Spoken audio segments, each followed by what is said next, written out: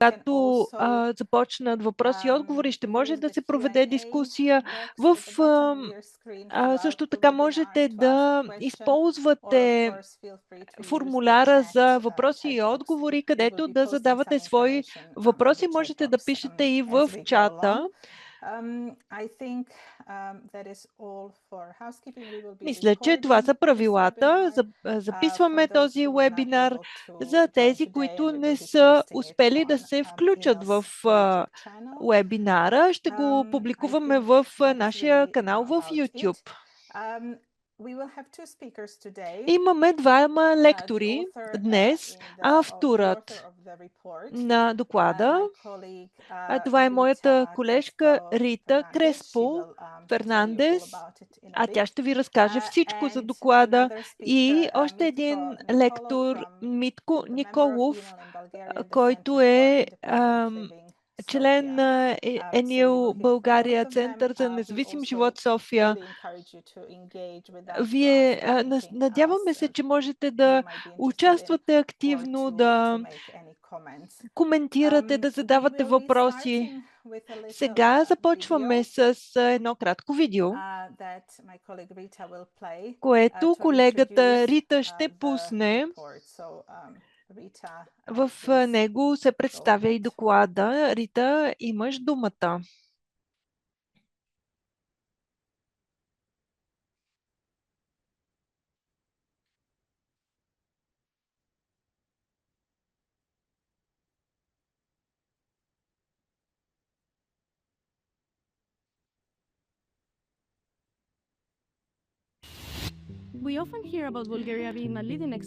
Често чуваме, че България е водещ пример за деинституционализация в Европа.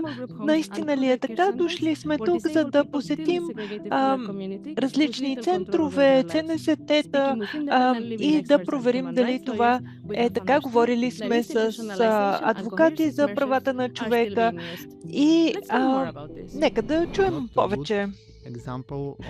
Не е добър пример за деинституционализация. Ние само променяме имената на институциите от голяма институция на малък групов дом.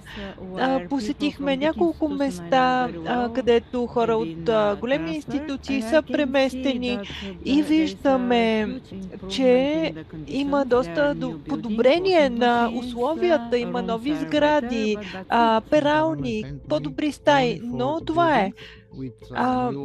Правителството инвестира само в сгради, нови легла, кухни, но нищо не се променя в политиката. Техните служители не са подготвени, не са обучени за това какво означава независим живот. Когато ограничаваме някого, какво да пие, къде да яде, това е вид принуда, която може да представлява домашно насилие или нелегална принуда, но не се признава като такава и когато човека е в психиатрична болница или институция. Те дават подкрепа само на институции. И хората с увреждания много добре знаят, че е така. Те нямат семейства. Ако нямат семейства, алтернативата е институцията. Имам нужда от личен асистент, но трябва да плащам от джоба си за един добър личен асистент. И ако не мога да си позволя тези пари, то трябва да отида в институция. Европейския съюз трябва да спре финансирането на тази политика в България. Трябва да притисне правителството ни да прави нещата по друг начин, да подкрепя хората с увреждания извън институциите.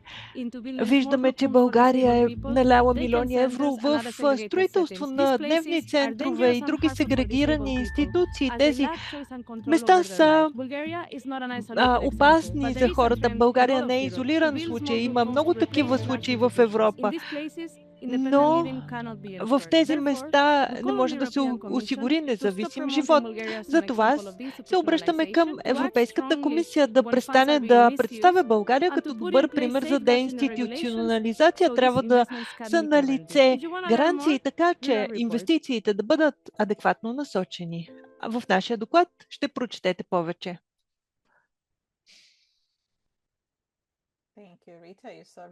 Благодаря, Рита.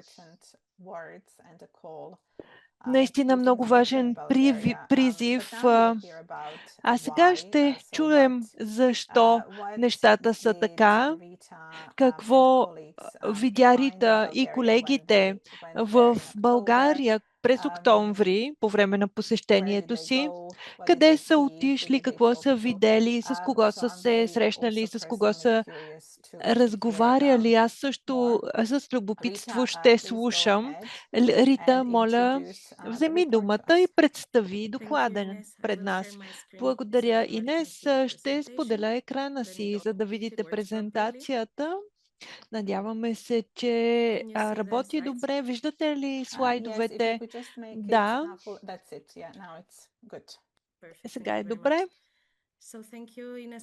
Много благодаря, Инес. Благодаря на всички за участието. Много се радвам, че ще представя доклада, който е подготвен от ЕНИЛ. Както и чухте, докладът е озаглавен "Тук съм до живот". Това е снимка. Това е всъщност корицата на доклада. Тя представя ясно тъмните коридори с прозорец в края. Това е един от малките групови домове, които сме посетили. Озаглавихме доклада, като взехме цитат от едно от изказванията. Една дама казва: "За мен нещата са същите. Институцията беше моя дом, малкият групов дом е отново моя дом. Аз съм тук до живот. Няма разлика между институция и ЦНСТ. Това са едно и също нещо." Защо решихме да изготвим този доклад? Първо, Енил и ние сме работили заедно като наблюдатели за използването на европейски фондове, които финансират сегрегацията на хора с увреждания.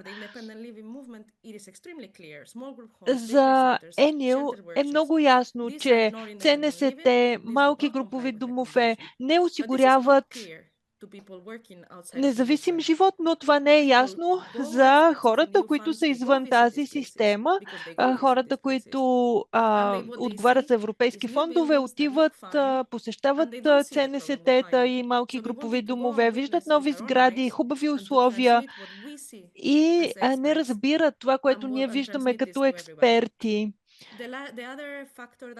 Друг фактор, защо избрахме България по-специално. България се представя като положителен пример за деинституционализация, защото България пое ангажимент да затвори всички домове за деца, за хора с увреждания. По отношение на хора с увреждания, деца и възрастни, виждаме как те се прехвърлят от по-големи в по-малки институции. И искаме вече България да не се представя като пример за добър модел на деинституционализация. По време на самото посещение посетихме 3 малки групови домове и 2 центъра за дневни грижи в Кюстендил. Това са област Кюстендил. Виждате къде се намира Кюстендил, в Западна България, недалече от София, близо до границата с Северна Македония. По време на посещението интервюирахме различни хора, ръководство, служители, резиденти, потребители. Имахме нужда и от превод тогава. Интервюирахме хора с опит в този сектор, експерти по независим живот, експерти по българската правна система, също така служители на Европейската комисия в Брюксел и Комисията за защита срещу дискриминация. Ще ви покажа няколко снимки от посещението. Не всички са включени в доклада, някои от тях са ексклюзивно за презентацията. Това е първия ЦНСТ, който посетихме. Имаме ограда и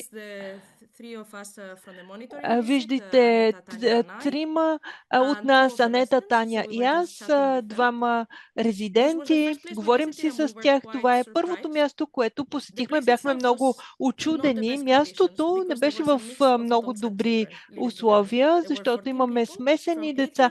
14 души от 8 до 38 годишни, мъже и жени. Като ръководството беше наясно с проблема не само по отношение на възрастта, но и това, че системата не работи. Оплакваха се, че това трябва да е все пак временен дом, но много от хората идват и не си тръгват. И няма развитие на тази система. Казват, че не могат да подкрепят хората, защото имат различни увреждания. Има липса на индивидуализирана подкрепа за всяко лице. Това е всекидневната на ЦНСТ и един от резидентите, Анета и аз, си говорим с ръководството. Тя беше доста критично настроена към системата. Кухня, макар че се използва и кетеринг, но също така могат да готвят. Една от спалните, във всяка спалня има 2-3 легла. Няма много лични вещи, доста чисти, подредени стаи ще видите. И това е първия дневен център в Дупница, който посетихме. Бяхме шокирани негативно от това място. Имах неправилни очаквания, че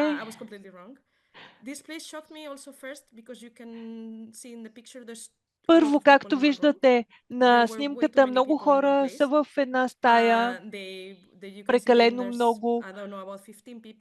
Около 15 души седят в една зала около масите, прекарват половин ден там, като много от тях рисуват или правят нещо с ръцете си. Примери от техните произведения. Виждате картина с 2 кучета и различни модели, които са направили. Не всеки човек с увреждане обича да се занимава с такова нещо, докато в такива центрове се очаква, че всеки обича примерно да плете и да се занимава с изкуство. Има и такава медицинска стая, където хората могат да полегнат. Още една снимка от този център. Жени, които плетат като не знам, аз като човек, който не е от България, не знам дали плетенето е толкова популярно, но видяхме навсякъде да се плете в тези центрове. Втория дом, който посетихме, беше в Рила.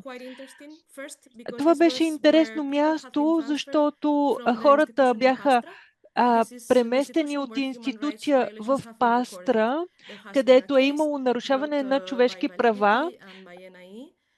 НАИ, валидите и още организации са установили такива нарушения.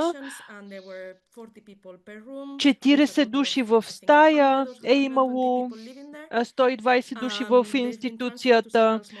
Те са разпределени в няколко ЦНСТ-та. Тук виждаме две ЦНСТ-та в една сграда. Правно това работи, защото всяко ЦНСТ трябва да бъде с по-малко от 14 души, но виждаме как тези две ЦНСТ-та всъщност са си заедно и всички са заедно, въпреки че по закон са разделени. Една от спалните на този малък групов дом. Много интересен опит имахме тук. Нямаме снимки с резидентите, но когато влезохме в една от спалните да говорим с тях, Анета ми помагаше с превода на български. Имаше резидент на леглото с отворени очи, но не ни забеляза. В продължение на 14-15 минути не ни обърна внимание, може би беше седиран, може би беше упоен по някакъв начин. Имат такава стая с игри, нещо, което ми направи впечатление, че всичко е много подредено. Брат ми живее в институция и много пъти съм била там без предупреждение и не казвам, че е мръсно, защото все пак 30 души, 13 души живеят заедно, но все пак знам, че е много по-разбутано, отколкото това, което виждаме. Това е медицинската стая. Имаме медицинско легло. Всички ЦНСТ-та бяха с медицински легла и стаи. Третия малък групов дом е комплекс. 3 ЦНСТ-та в една сграда. Във всяко от тях 14 души. Въпреки че всяко ЦНСТ е отделно, всички тези са заедно в една сграда. Имаме и знамето на Европейския съюз, защото той финансира тези проекти. И говорихме и с ръководството. Виждате коридора, един нормален коридор с различни, с перила за подкрепа. Също имаме картини, които са нарисувани от хората, снимки. Всички резиденти са пътували и са отишли всъщност да посетят зоопарк и ни разказаха, че им е харесало, че са се запознали с различни животни. Виждате отново картини, направени от един от резидентите. За нас това е доста детинско. Всъщност тези резиденти са жени с интелектуални увреждания, но отново те се занимават с детски неща, като рисунки, с подобни игри. Подариха ни рисунка, също така имаха и спортни уреди и това е последния дневен център, който посетихме за хора с деменция.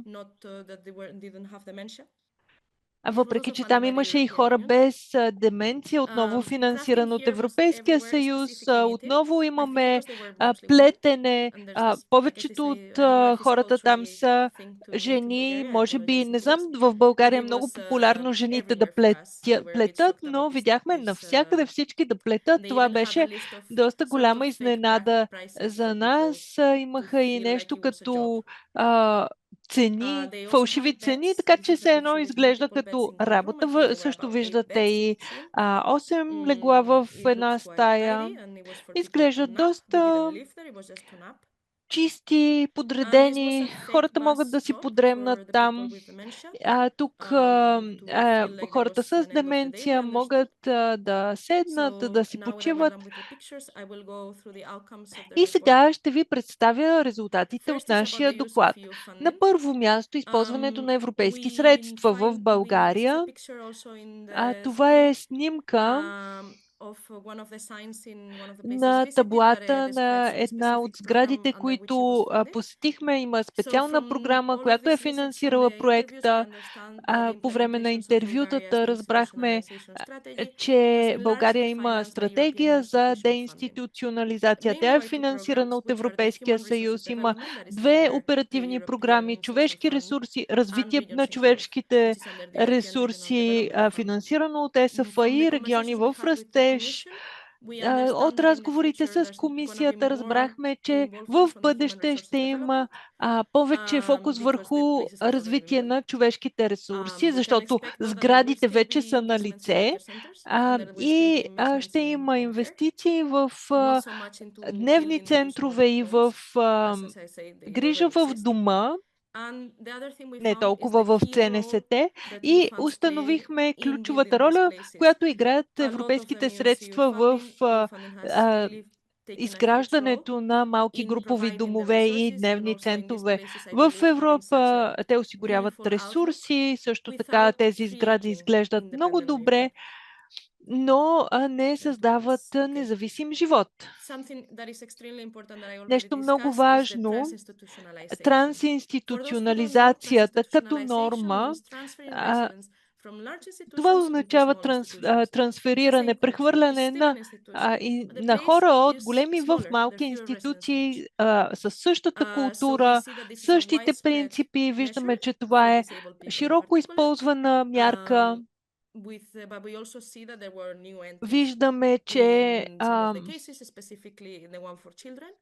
има и новопостъпили, но все пак често служителите, ръководството на тези институции са едни и същи хора. Те просто са прехвърляни. Те прехвърлят културата от големите институции в малките институции. Не чухме много за обучението на служителите, за независим живот.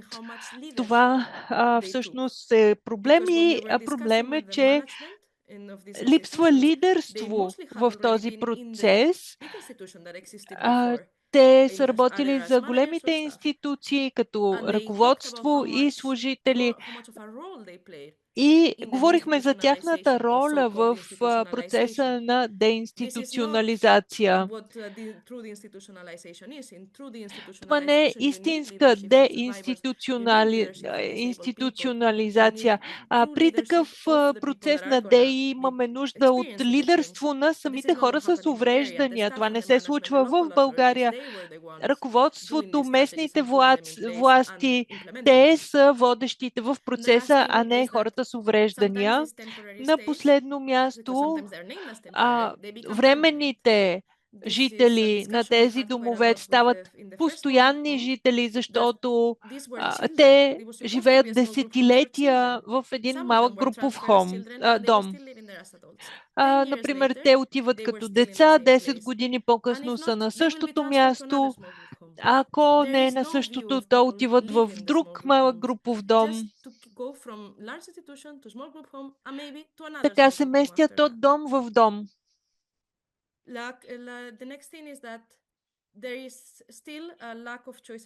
Липсва избор и контрол по отношение на услугите, живота. Има задължителен режим на всички резиденти. Събуждане в определен час, ядене в определен час. Всичко е по график. Всеки прави едно и също, като ръководството и служителите диктуват живота на хората. Един от адвокатите ни каза, че в случай на домашно насилие задължителният режим се приема за престъпление, защото това е принуда за човека. Има доста ограничен брой дейности, до които хората имат достъп, като например плетене, занаяти. рисуване. Понякога липсва обучение за да правят тези неща или пък тези дейности са прекалено детски за тях. Имаме и снимка от сензорна стая, както виждате, в първия център, който посетихме. Ситуацията беше смешна, защото ние показахме и някой гледаше телевизия, изключи телевизора и започна да си играе с тези сензорни машини. Може би, според нас това оборудване не се използва по предназначение. И също така излизанията без надзор са много ограничени. За да се движат свободно хората, за да имат подкрепа. Наистина нещата са доста ограничени. Единственото място, където хората наистина могат да се движат свободно, беше първият ЦНСТ, където всички над 12 годишна възраст имаха право на такова движение. Нещо интересно, във втория малък групов дом, който посетихме, питахме дали хората могат да излизат свободно и отговорът беше не, защото те отиват, купуват си цигари и правят буклук навън. Наистина бяхме очудени от тази мисъл. Може би това е в следствие на травматичен опит от други институции. Може би не са имали достъп до това, което им е необходимо, но се съгласихме, че хората, че тези хора са възрастни и те, ако искат да отидат и да си купят цигари, то със сигурност трябва да имат такава възможност. По отношение на културата на насилие, може би всички малки групове домове в които бяхме, казаха, че при кризисна ситуация има трансфер, прехвърляне в психиатрични болници. Хората бяхме доста притеснени от ситуацията, особено по отношение на децата, защото психиатричните болници са доста неблагоприятни, особено за едно дете.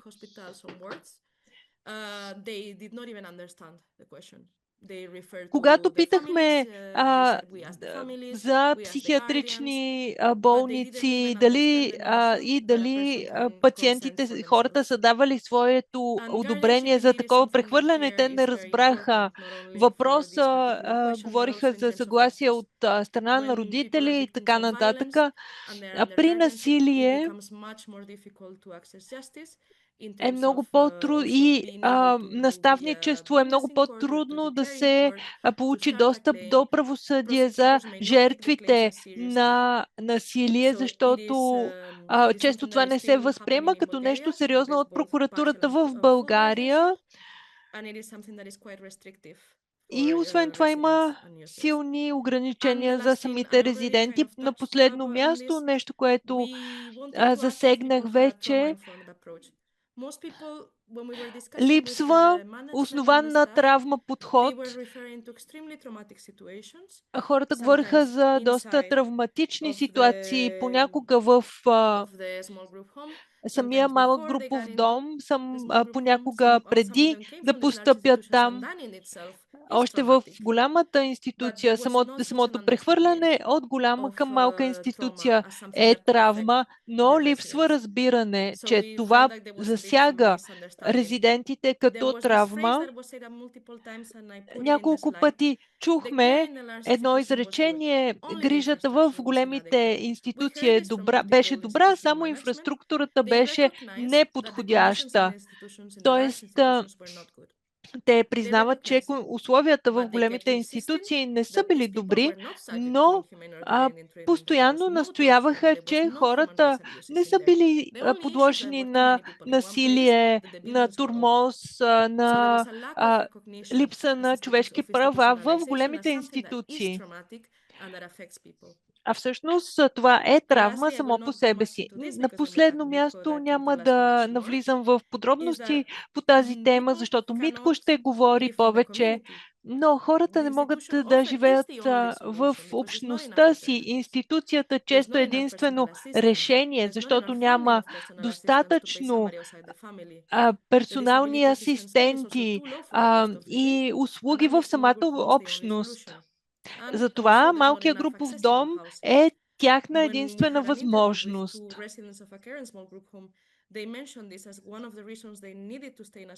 Те казват, че имат нужда да останат в дом, защото когато са излизали от дома, установяват, че всъщност те нямат жилище, нямат социални услуги и самите социални служби им казват, трябва да се върнете в дома. Тук съм сложила цитат от Стефан, когато интервюирахме за доклада. Без работа хората са в режим на оцеляване с работа. Много се страхуват, че ще загубят малкото подкрепа, която получават. В тази ситуация хората остават в институции. А сега приключвам с препоръките, които сме дали към Европейската комисия за начало. Да спре да представя България като положителен модел за деинституционализация, особено на деца с увреждания и възрастни с увреждания, защото това не е добър пример. Трябва да подобрим мониторинга на разпределянето на европейски средства. Също да се търси отчетност за инвестициите в сегрегирани домове. Трябва да се настоява правителството да спре институционализацията и в следващата многогодишна финансова рамка трябва да бъдат заложени силни гаранции към управляващите органи.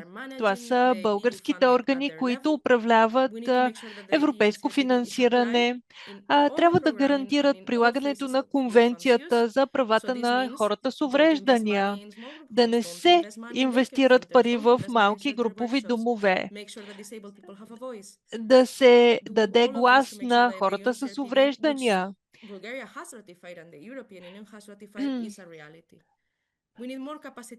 Имаме нужда от повече капацитет на всички заинтересовани страни, които да разбират Конвенцията за правата на хората с увреждания.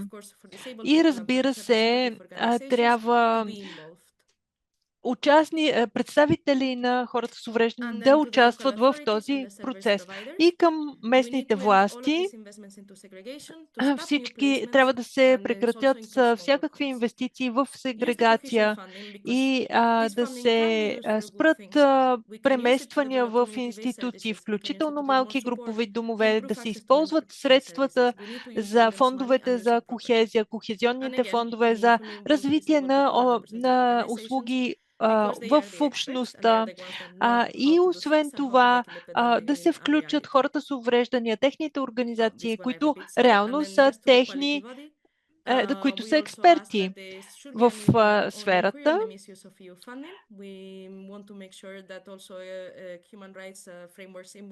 Също трябва да се гарантира прилагането на рамката за човешки права на хората с увреждания в България.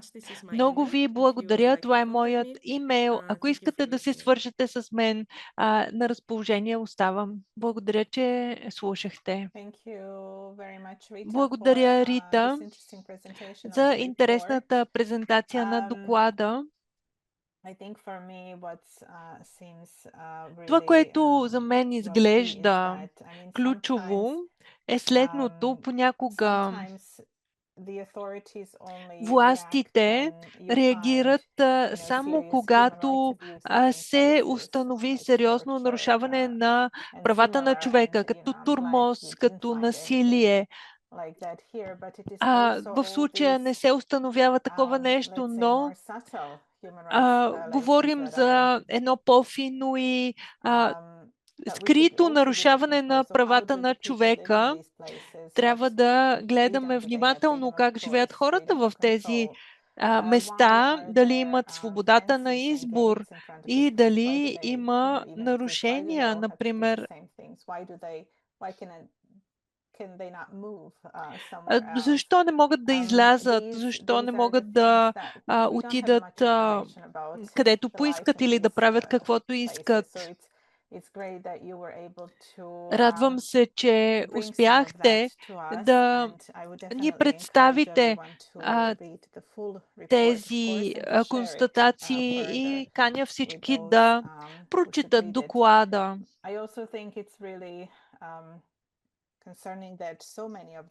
Наистина е притеснително, че има все още толкова много такива места, доколкото разбираме има 140 ЦНСТ-та, построени с европейско финансиране през последните десетилетия. Тези малки групови домове функционират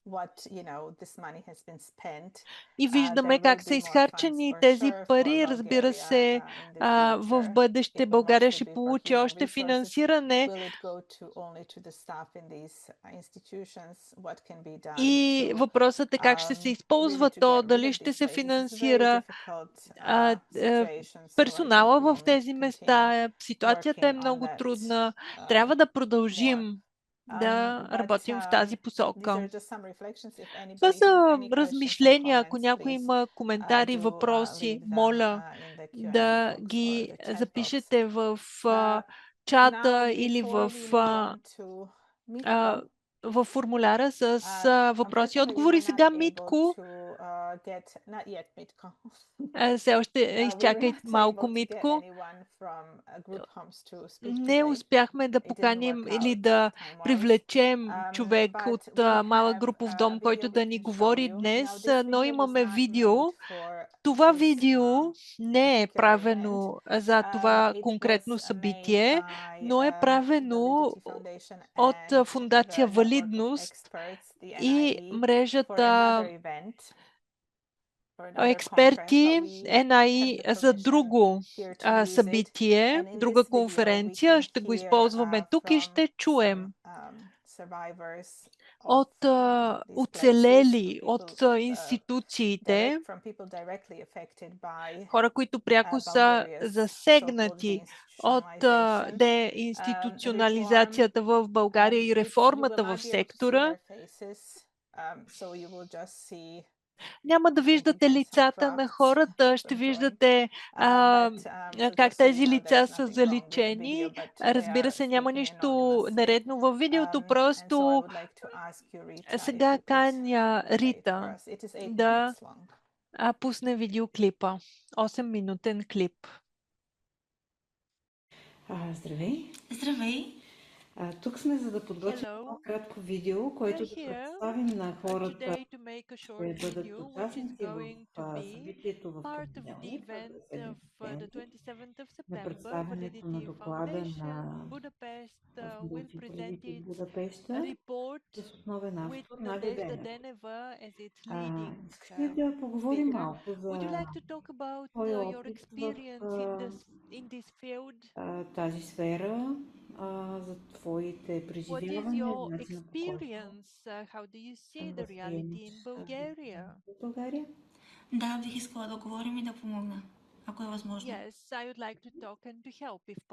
Първото нещо, което трябва да бъде казано за реалността в България, конкретно за хората с увреждания, че това сме хора във второ качество. Това сме хора, които плащаме данъци еднакво с rank останалите, people. We are плащаме paying услуги като ток, taxes, за we вода, за pay bills, интернет. electricity, water, Изобщо internet, всичко, което се everything сетиш, that healthy което правят people здравите do. хора, но от тях поне им се иска The мнението rest of the и people те are са asked for съгласни, their ако ние сме opinion. съгласни, They are being защото heard, and we are никой не се left интересува от нашите speechless. мнения. Nobody cares Ние сме about онази our част от opinion. обществото, We are obliged to което give our дава share колкото to дават society другите like хора, които people нямат without увреждания, disabilities do. но когато But трябва when да we need to получим, receive ние from получаваме society, we are receiving a реално lot много по-малко от less тях. than we give. И това е нещо като нарушаване на права или аз не I знам. don't Въобще не think разбирам от тези неща, I но still за don't едните правилата understand са едни, much, за другите правилата са други. but Друго нещо, obviously което ми we прави have много different сериозно rules for впечатление, different което е groups. много неприятно, Another thing that I notice and I това find е very стигмата, unfair която is носим. stigma. Нямам предвид само психично I болните mean и the физически stigma of the болните people хора. with С disabilities. увреждане, извинявам се, не болни.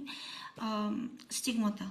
Има много хора, които имат много голяма There are many помощ, някои от people тях дори which осъзнават, are in но desperate понеже need като of кажат help. този Some е of луд them или този don't е с even някакви realize проблеми, it. и When хората you не hear смеят да he's отидат да видят crazy or психиатър, he's примерно, или disabled, психолог, those people просто don't защото seek било смешно. И до някъде psychiatrists, тези хора са psychologists. It прави, is ridiculous защото for them винаги to се do в that. психиатрия Those и people винаги are right in a way. че може да Once не се промени чак you've been толкова in a много. Но psychiatric отношението на hospital, хората there може is да се no промени за turning теб back. към You теб. may То be a завинаги different и няма да е person. в You may not be a такава different насока, person която after да е that, but полезна the за теб, а perception ще of бъде you още is по-скъп. forever И changed for тогава the вече worse. държавата, която трябва да е майка, се Then превръща our в мащеха country, и не ти that is дава шанс supposed to be да our mother, becomes най-малкото да our работиш. stepmother, Да коментирам and it други doesn't неща, even защото не give съм you специалист.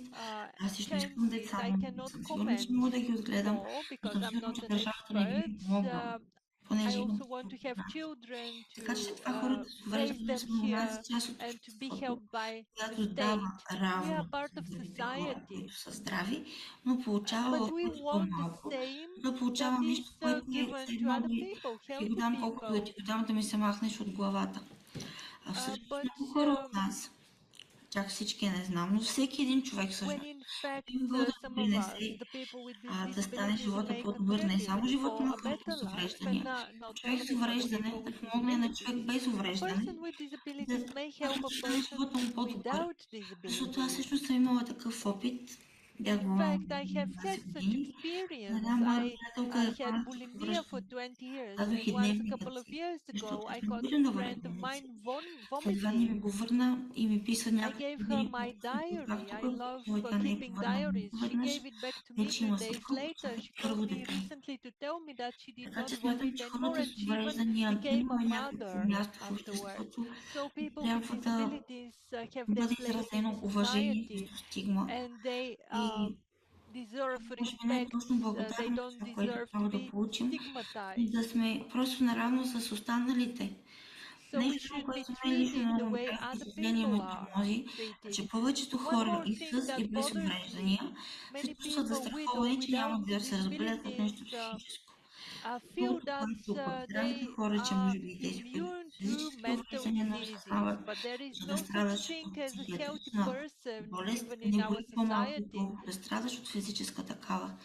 Дори качеството си на живот понякога Your е много quality of life на is often хората, even worse които than имат living with физически physical увреждания. disability when you have a mental disorder. Нещо друго искаш ли да ти разкажа?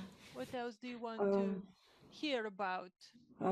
Мисля, че каза много ценни I неща think you и told me some very important things, съм изключително изненадана, че го and направи I'm на един дъх, really без никаква surprised that подготовка. you're so open Ам, and you were not Искам да prepared кажеш with the няколко думи за questions in услугите, advance. които съществуват или Would не you tell me съществуват. more about your За experience твоя with the опит social да services получиш available or помощ not в available реалността на in България. Bulgaria? За не съществуват като подкрепа. Имах един лекар, A който lot ми of каза, има две supporting възможности services are за not in нормален place. живот. Единият My е да doctor заминеш за once Англия, told me понеже that I там, have two когато се options разболееш по този to have начин, a normal след теб life. те изпращат One за един of the социален options is to go работник, to един the UK. психотерапевт, един If you have a трудотерапевт, mental и disorder докато in не те the изправят UK, крака, не те you вкарват в have a number of обществото, те не те specialists, отказват от social теб. worker, Като в България ти даваш psychotherapists, толкова, occupational колкото therapists, влезеш and в so on. болницата, да изтече клиничната While in пътека, най-грозно казано, да вземат парите, които им се полагат и просто да те пратят някъде, като се разболееш пак и да постъпиш в болница. А дейностите в България ги няма. А приятелите в чужбина ги имат, са примерно 5-7 дни в седмицата. Има социален работник, който проверява дали си плаща лекарствата, дали е подреден на вас и дали сте в състояние и те помагат и се отчитат някакъв човек, който ги е назначил да се помагат. Осигуряват и излизане навън, водят на кафене, на кино, взимат нещата с теб, защото не може да е винаги да ходите винаги на тяхната. Но тези хора не допускат ти да бъдеш изолирана от обществото. Докато в България цялата да отиде да отидеш на болен аут и да това от какво имам нужда. На първо място да мога да бъда интегрирана в обществото. За да се постигне това, на първо място ми трябва работа, която да е подходяща за мен, не е прекалено щадяща, нито прекалено натоварваща, защото има хора, които като кажат този е с увреждане и вече гледат буквално да направиш нищо. А този това не получават пари за правене на нищо. Така че имам нужда от работа, която да е подходяща за мен, защото аз да съм подходяща, за да мога да имам собствено жилище. При поднаем в началото, понеже всеки тръгна от някъде, но да имам независимост. Това, което държавата ми предлага в този случай, е да ме изпрати в център, в ЦНСТ. Вместо да ми помогне, на практика би ми попречило и би ме направило още по-зависима в стремежа да бъда независима. Защото смятам, че точно в това отношение държавата всъщност много бърка или по-скоро прави мечка услуга от средата, в която съм била напълно зависима и аз не да кажа чак неадекватна, но съм била наистина много зависима. Тя ме изпраща на друго място, където не съм независима, където съм по-зависима, ще е пълно с още 5-6 човека, които са зависими също от мен. Вече започват съвсем други картини в главата ти, понеже видяла с такива хора и наистина им представя и опит какво е да живееш с хора, които са болни като теб, имат подобни проблеми, но всеки с характера си и се получава от едно малко училище, една голяма година.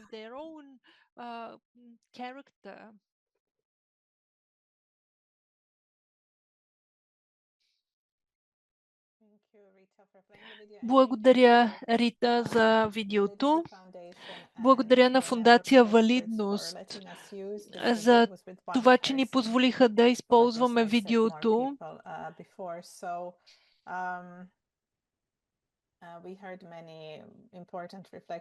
Чухме доста интересни размишления, как хората, какво третиране има, какво отношение към хората, какво прави системата с тези хора и какво трябва да се направи. Посланието е, че хората трябва да бъдат подкрепени в общността, не в институцията. Имат много какво да дадат на обществото, на своите приятели, съседи, колеги, граждани. Това е много добър принос към доклада и презентацията.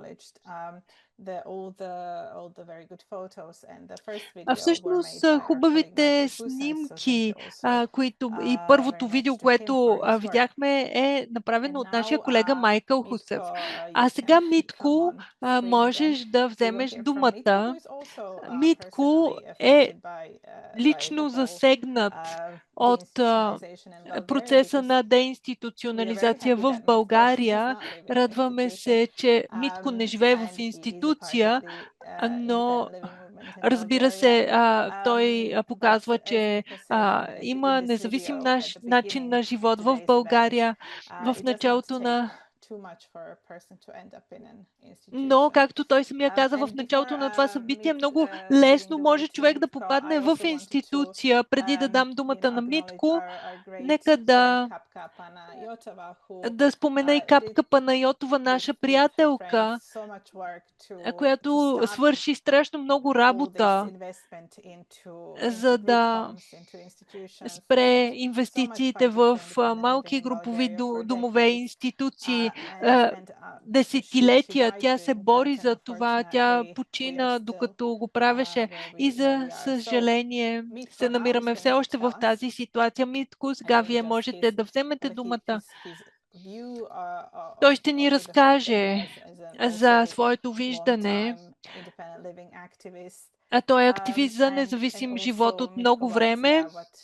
И Митко, разкажи ни какво смяташ, че трябва да се направи за хората в България, за да водят независим начин на живот. Имаш думата. Благодаря ти, Инес. Толкова много неща се казаха в течение вече на 1 час, че не знам откъде да започна, но може би трябва да се започне от началото на процеса, за да стане ясно защо се получи така в България. И ако мога в една скоба да кажа, че ми е много тъжно да говоря за България и българския опит като негативен в тази сфера, но той наистина е такъв. И за съжаление, държавата все още продължава да го имплементира в следващите политики, които тепърва се разработват в България, което е най-жалкото, и много се радвам на доклада на Европейската мрежа за независим живот за това, че обърна внимание на финансирането на тези политики, а за съжаление това не е само в България. Отдавна сме правили кампании от рода на нито 1 евро за институционализация. Но за съжаление това не се получава в България и не знам дали нещо може да се промени, ако самите хора с увреждания не започнат активно да работят в тази сфера, защото както се казва, ако хората с увреждания не изреват, че има проблеми в нарушаването на правата им, нищо няма да се промени. По отношение на деинституционализацията в България, процесът стартира от едно видео на BBC, един филм на BBC за един дом в Могилино. Това е ужасно място, беше ужасно място, защото филма е правен много отдавна, 90 и някоя година, мисля, че беше. И започна оттам така наречената стратегически документ в България, визия за деинституционализация, което постави началото на този процес и за съжаление постави грешните изисквания или грешните политики. Всички мислеха, че когато един такъв дом че за да бъде променен един такъв дом, трябва да се промени мястото, където живеят. И за това започнаха да разпределят лица или най-вече деца с увреждания по различни малки групови домове. В България има N на брой такива услуги. Дали ще бъдат защитено жилище, дали ще бъдат център за настаняване от семейен тип, дали ще бъдат наблюдавано жилище, няма никакво значение. Те всичките носят политиките на стария дом, на големия дом, с социалните работници, които са вътре в дома, с надзора на социалните работници върху човека, потискането на човека, който живее в един такъв дом. И това се пренесе в малките групови домове и за съжаление точно това се репликира във всичките услуги, които се направиха в България от тук натам. И за това ние винаги сме сезирали през последните 15 години, ако не и повече, сме писали N на брой доклади за това, че България не е пример за деинституционализация и че българските политики са тотално сгрешени по отношение на хората, които са настанени вътре. Там има потъпкване не на човешките права, там е нещо повече, там има геноцид прямо някои хора, защото в различните домове, включително миналата година, 2025, излезнаха за това, че са връзвани за леглата си в малки домове, не в голям дом. Така че от тази гледна точка нищо не се е променило, нищо не знам дали ще се промени с огромна тъга на сърцето, го казвам, проста причина, че политиките в България и въобще министерствата и ведомствата, които организират този процес, не разбират философията на независимия живот. Те подменят независим живот със самостоятелен живот. Като словосъчетание, като идея за размисъл.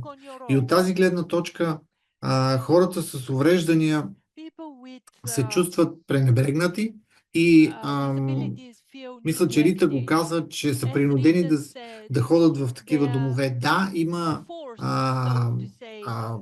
как да кажа, система, по която ти, когато не се чувстваш подкрепен в общността, каквото е едно от основните правила за независим живот, ти се налага да отидеш в институция. И както се смеем или много често даваме за пример с моя колежка Надя Денева, винаги разиграваме случая как аз отивам в защитено жилище по проста причина, че нямам достатъчната подкрепа в общността. И това е ужасното нещо, което се случва в примера България. Примера естествено е в кавички за добра деинституционализация на хората с увреждания. За съжаление, има нещо, което не знам как ще прозвучи, но на документи тези места са чудесни. В смисъл такъв, в отчетите на министерствата и на държавата пред Европейската комисия, те описват, че има живот в общността, хората се чувстват приобщени, те вече не са затворени в големи институции, намират се в средата в центровете на градовете или на селищата, където са настанени, където е образувано това защитено жилище или център за настаняване от семейен тип или въобще малък групов дом. Но политиката вътре си е същата. И точно това беше нашия фокус през всички тези години. Ние можем да направим златна клетка, но не можем и не успяхме да променим политиките вътре. Вместо да имат социални работници, тези вътре настанени хора с увреждания би трябвало да имат асистенти, които да им помагат, които да им съдействат при тяхното излизане, а не социалният работник да стане над главата ти и да каже: от теб нищо не става. Тези малки групови домове, такива са им политиките, или по-точно на документи пише, че те са за временна грижа. Те са за 3 години, като всяка година се изготвя план, който трябва да се следва и който трябва да научи човека с увреждане как да живее в общността. Но това никога не се случва, защото годината минава, идва втора, идва трета, идва пета, идва десета и нищо не се променя. Този човек, както каза Рита и както изследването е показало, този човек си остава вътре в защитеното жилище или в малкия групов дом. Нищо не се променя. Затова ние се опитахме през 2015-2018 година да направим нещо различно, но то не беше с европейски средства, а беше с средства на частна дарителска кампания, или по-точно на проект, спечелен от Центъра за независим живот София, където се опитахме точно това да направим. В едно защитено жилище в Луковит, където имаше 10 настанени човека вътре, мъже и жени, в 4 стаи с една баня и тоалетна за тях и една за персонала. Забележете, една за персонала и обща кухня. И ние точно това с нашия проект направихме следното. И аз се гордея с това и то е сигурно единственото в България като пример за това как трябва да се развиват услугите за деинституционализация в България. Направихме 8 индивидуални буксониери, мога да ги кажа. Това са отделни спални с кухненски бокс и за всеки един от тях имаше баня и тоалетна отделна. И това е начина дори да се използват европейски средства, да се строят друг тип услуги, макар че и това не е най-правилното, но да кажем, че вече има заделени средства за това да се строят такива домове за хора с увреждания, вместо да се разхвърлят насам-натам, да се промени жилищната политика на общините, държавата говоря, създава социални услуги под формата на такива малки домове. И ние направихме дори това, което аз се гордея, звънци на това защитено жилище. Когато отиде някой да се види с човек вътре, да има звънец, който да позвъни. И това е сигурно единственото място в България. И основният проблем тук е, че държавата постоянно се хвали с така наречения принцип парите следват човек. И да, наистина парите следват човека, докато е в определената услуга или в определеното защитено жилище или малък групов дом. Защото когато си вътре в него, ти получаваш една сума от държавата месечно, за да може общината да организира услугите за теб. Обаче, когато напуснеш жилището и искаш да водиш независим живот, каквото е и нормалното съществуване на всеки един човек, парите спират. Парите не продължават с теб. И от тук натам, как един човек да се осмели, който живее от малък в едно такова жилище, да се осмели да излезне на свободния пазар, да си потърси жилище под наем, да не кажем, че държавата и общините би трябвало да се погрижат да има жилища, които да бъдат адаптирани и които хората с увреждания да могат да ползват, когато излезнат извън институти, когато бъдат подготвени от социалните работници в тези групови домове. Но това не се случва. Все повече и повече общините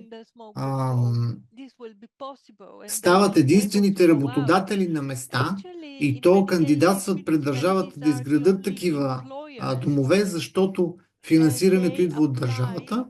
Те наемат работници, които са безработни в мястото, където се намира в общината и по този начин подсигуряват работа за собственото си население.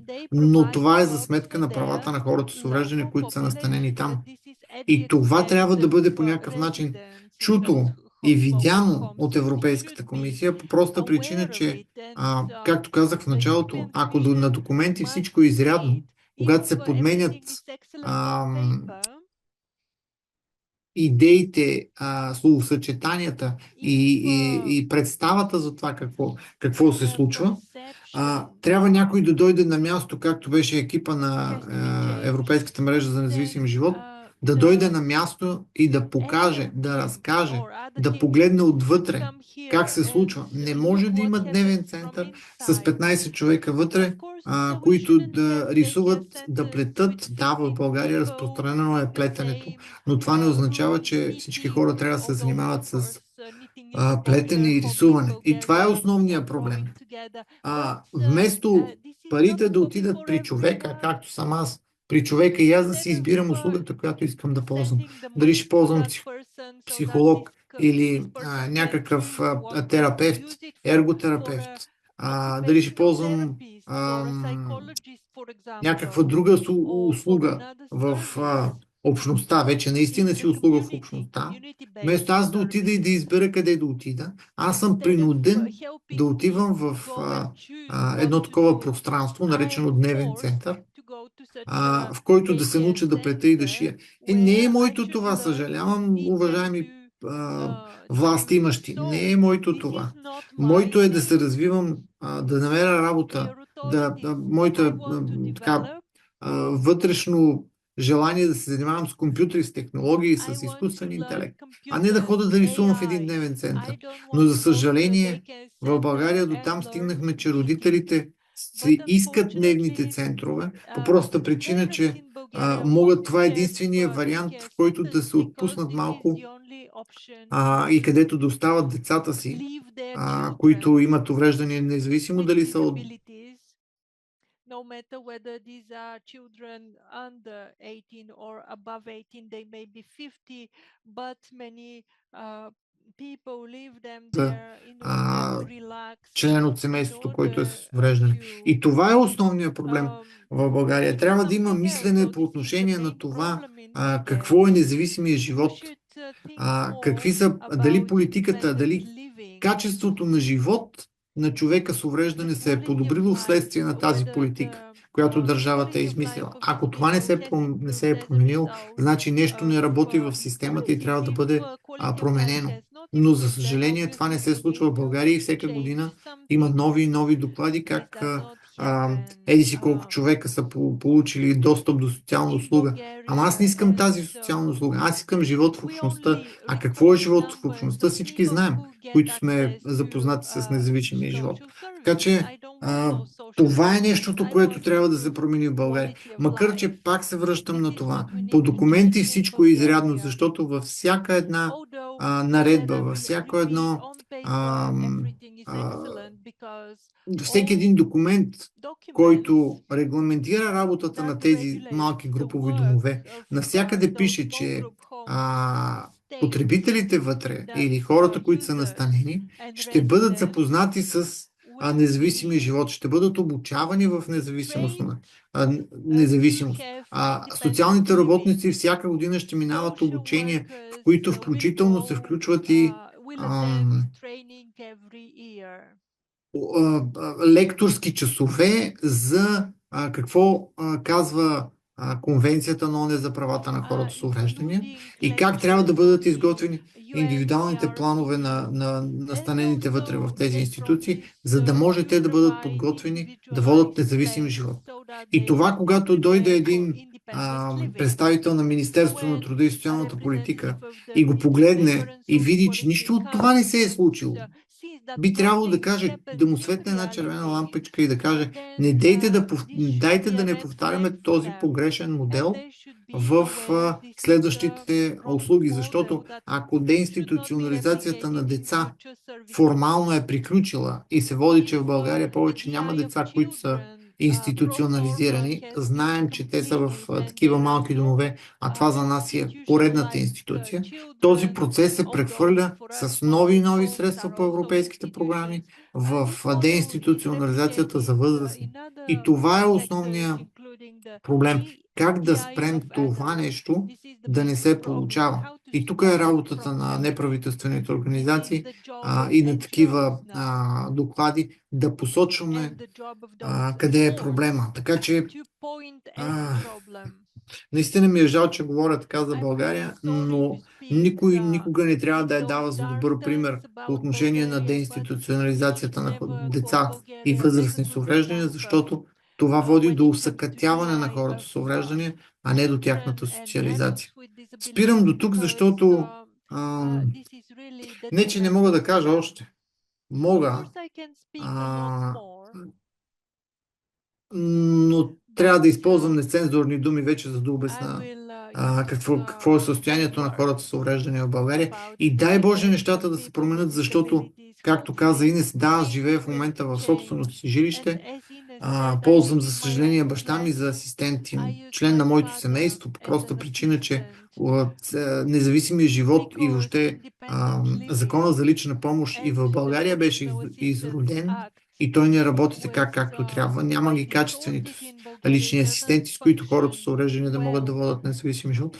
Не дай си Боже някога да се стигне до там хора като мен активни, които са се борили 20 години, 25 години вече за независим живот, да се налага да подадат молба за влизане в един такъв съвременен, позлатен кафес или клетка, наречен малък групов дом.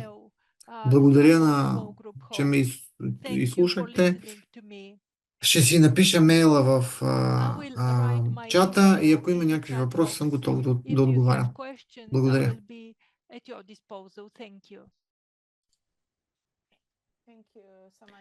Много благодаря, Митко. Надяваме се никога да не се налага да подавате молба и да отидете в такъв дом. Наистина, това, което видяхме на снимките или нещо подобно. Гледах коментарите в чата. Благодаря на всички за коментарите и въпросите. Коментар от Чехия, Зузана. година. Тя казва, че организации, има сходен проблем в Чехия, като в България. Има подкрепа от организации, които твърдят, че се борят за правата на хората с увреждания и се съгласяват с такива домове. Митко, доколкото знам, вашия център за независим живот в София се бори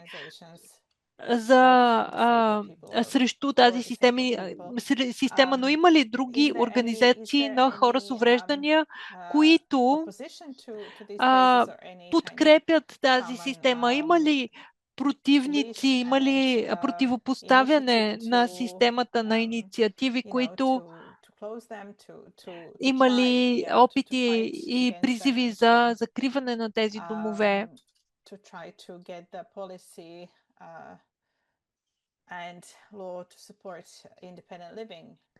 За да се прокарат политиките на независим живот, ако може да ни кажете, ако знаете всъщност. Има много неправителствени организации, които работят на този терен, ако мога да кажа, по правата на хората с увреждания в България. Но за съжаление много малко са изцяло застъпническите организации, по проста причина, че държавата все повече и повече налива средства в услуги и повечето неправителствени организации се приориентираха да бъдат доставчици на услуги. И може да се видят много такива малки групови домове, които са управлявани от неправителствена организация, която се е борила за независим живот на хората с увреждания. За съжаление, когато те започнат да стават доставчик на социална услуга, те забравят какво е независим живот или по-точно са принудени да получават финансирането си през делегираните бюджети на държавата и спират да развиват независимия живот. По същия начин има и движение на майките на деца с увреждания в България, които извоюваха или по-точно се застъпиха и така бяха доста шумни по отношение на закона за лична помощ и когато ние им го дадохме разписан, защото Център за независим живот го разписа в България, те го изродиха по този начин, че да може 99% от асистентите да бъдат родители. Затова казвам, че имаше много организации, но за съжаление останахме много малко, които се борим застъпнически, изцяло застъпнически, за това да се спазва, да се гледа и да се пропагандира философията на независимия живот. Така че, за съжаление, сме много малко останали на терена и ни е все по-трудно да се справяме, макар че от 25 години се опитваме да разкажем и да покажем какво е независим живот и да запалим и да променим политиката на България, но не се получава.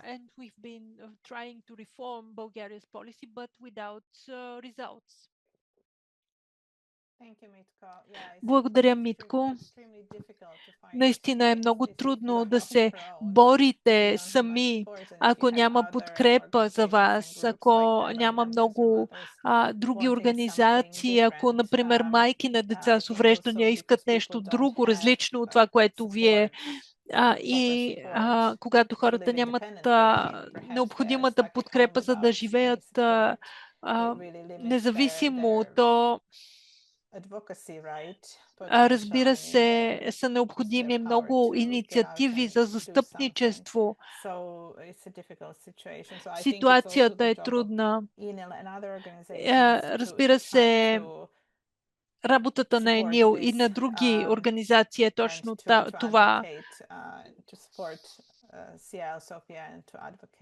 Да помага на центъра като вашия в София да говори с Брюксел. Не виждам въпроси в графата въпроси и отговори, но в чата имаме. Хората не трябва да бъдат принуждавани да работят. Разбира се, е така. В някои държави има задължение за работа, за да получават помощи, но този, който иска да работи, трябва да може да има възможност да работи, за да бъде финансово независим.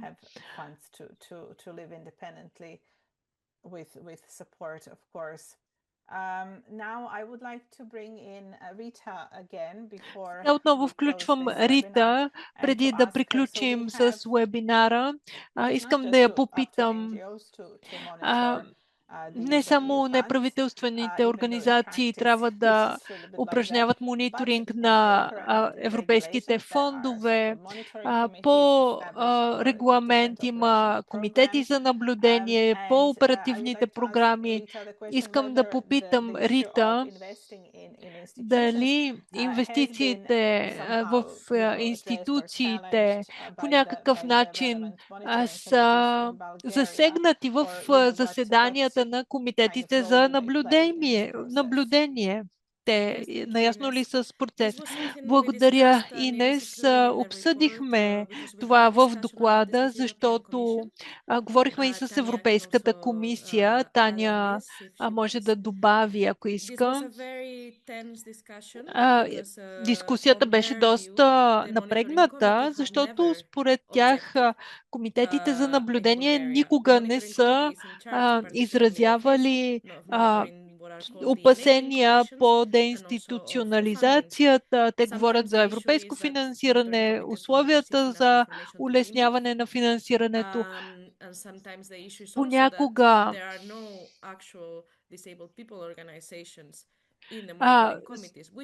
се подчертава, че по отношение на комитетите за наблюдение понякога липсват организации на хора с увреждания.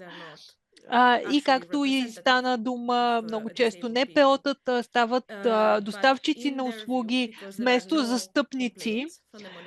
Според тях няма, тъй като няма постъпили оплаквания в комитетите за наблюдение, то съответно всичко е наред.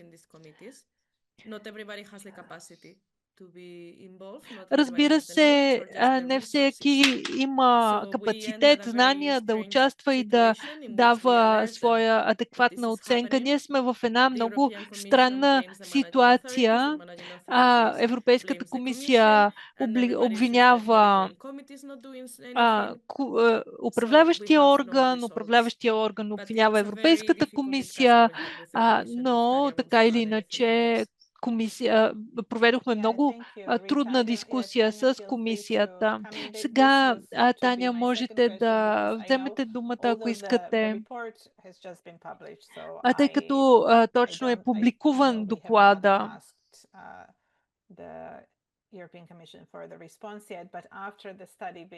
След посещението, знам, че Рита и колеги от България са провели среща с комисията, за да представят констатациите от посещението. Моят въпрос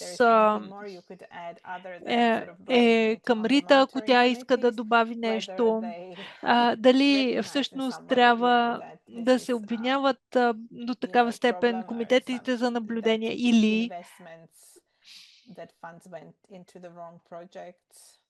или просто инвестициите, които не са насочени към правилните проекти. Наистина проведохме 2 срещи, много различни.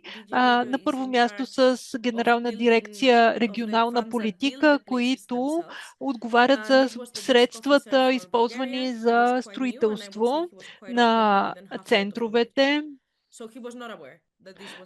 Така че наистина представителите там не са наясно какво се случва, не знаят какви са проблемите, но срещата беше доста продуктивна.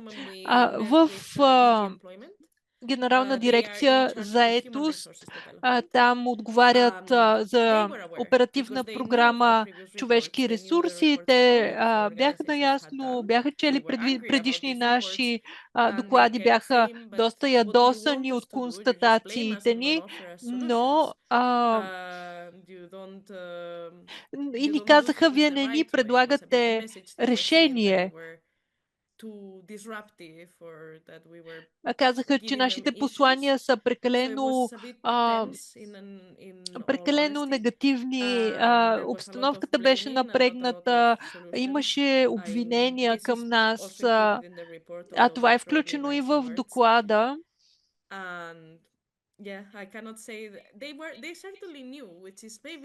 Със сигурност има и положителен ефект, защото поне знаем, че те четат нашите доклади и са наясно, но не мисля, че признават, че има проблем.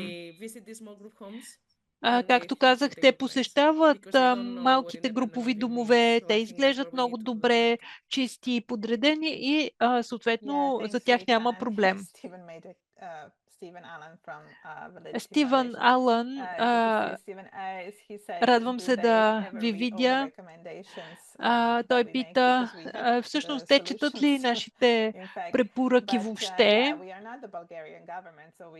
Ние не сме българското правителство, така че няма как да осъществим промените, които са необходими. Да, Митко, кажете. Аз искам само да кажа по отношение на Комитета за наблюдение по оперативните програми, които касаят тези политики, за които говорим в България. Капка Панайотова, за която вече стана въпрос, за съжаление не е срещу нас, но тя беше член на Комитета по наблюдение. Нали се сещате, че няма как да не знаят за всичко, което се случва? Мисъл, Капка им е го казала нееднократно. Тук въпросът обаче е, че самите комитети по наблюдение са направени по един особен принцип, на квотен принцип, и неправителствените организации, мисля, че бяха 2 или 3, които се редуваха в рамките на 1-2 години, което означава, че да кажем 6 месеца едната организация има възможност да си каже нещата, след това другата организация може да каже, и ако те не са чисто застъпнически, в Комитета по наблюдение може да дойде или да участва неправителствена организация, която казва, че услугите са добро нещо, по проста причина, че те го правят това. Те са доставчик на социална услуга и от тях зависи да си гласуват или да предвидят така, че оперативната програма да им даде достатъчно средства за бъдеще. Така че от тази гледна точка комитетите за наблюдение са хубаво място за дискусия, но в България специално се получава това нещо, че не може, или по-точно някакси те чуват, но не разбират или не искат, запушват си ушите, когато говорим за тези проблеми.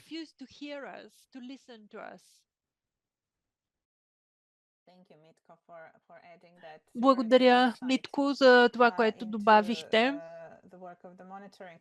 за работата на комитетите за наблюдение. От друга страна, самите комитети за наблюдение може да нямат необходимите хора да...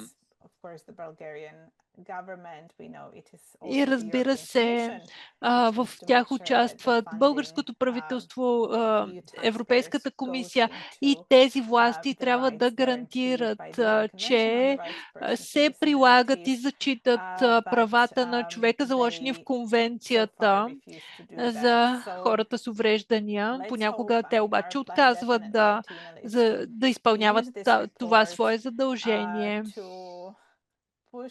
Further to continue working on this. I see many colleagues here who do the same thing, so we continue working together. I like Kevin's. Много ми харесва бележката на Кевин, който казва не на задължителното плетене. Не на всичко задължително, включително плетенето.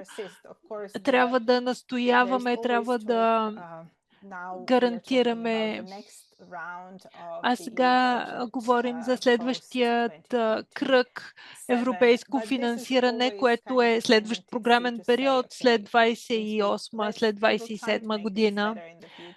Нека нещата се подобряват в бъдеще, нека да има гаранции. Тези от нас, които работят години наред в сектора, виждаме, че без истинско разбиране за това какво представлява независим живот, какво е необходимо за независимия живот, защо малките групови домове не могат да го осигурят, ако няма ясно разбиране за това. Нищо няма да ни помогне. Без желание да се прилага конвенцията на ООН. Всичко ще бъде само на хартия. Имаме и коментар от Анета.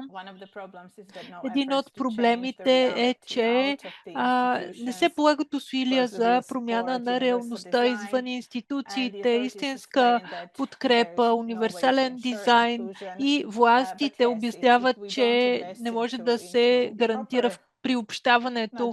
Разбира се, без усилия за създаване на приобщаващо общество, система за подкрепа и разумни жилища, това е невъзможно.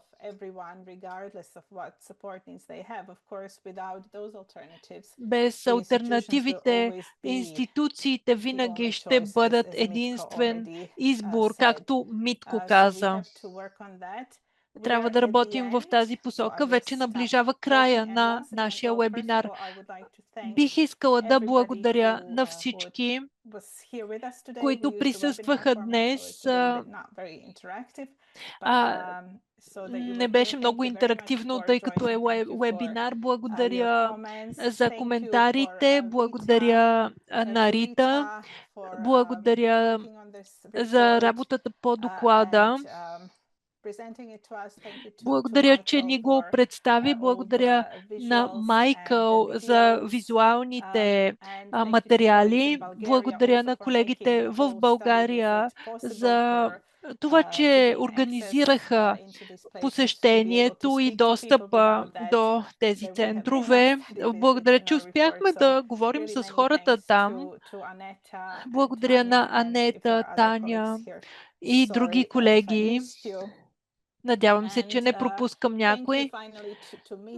Благодаря на Митко и на Сил София за това, че са активни в България, за всичко, което правят. Оставаме на ваше разположение, ще правим всичко възможно. И благодаря и на преводачката ни от български и на български, Габриела. Благодаря. Освен доклада, ще публикуваме записа от днес на английски и на български. Можете да го споделяте, така че чувствайте се поканени да се свържете с нас по имейл. Сега приключваме, освен ако не искате да кажете нещо друго. Рита, например. Да, много благодаря на всички. Беше страхотно, че успяхме да представим доклада. Надяваме се той да доведе до промяна в България и в Европа. Нека усилията се насочат в нещо смислено. Благодаря, Рита. Желая хубава вечер на всички. Надявам се да се видим скоро онлайн или лично. Довиждане.